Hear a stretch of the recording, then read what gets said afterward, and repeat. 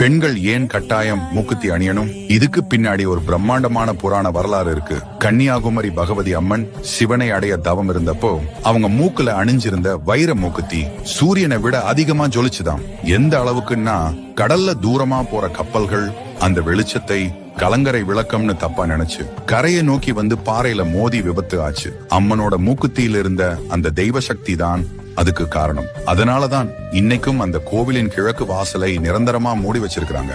சாஸ்திரப்படி கல்யாணத்துக்கு முன்னாடி பெண்கள் மூக்குத்தி அணியறாங்க. மூக்கோட இடது பக்கத்துல ஒரு முக்கியமான நரம்பு இருக்கு. இது நேரா பெண்களோட கர்ப்பப்பை மற்றும் இனப்பெருக்க மண்டலத்தோட கனெக்ட் ஆகுது. அங்க துளை போட்டு தங்கம் அணியும் போது அந்த நரம்பு தூண்டப்பட்டு மாதவிடாய் காலத்துல வர்ற வலி குறையும். முக்கியமா சுகப்பிரசவம் நடக்கிறதுக்கு இது ரொம்ப உதவியா இருக்கும்னு ஆயுர்வேதம் சொல்லுது.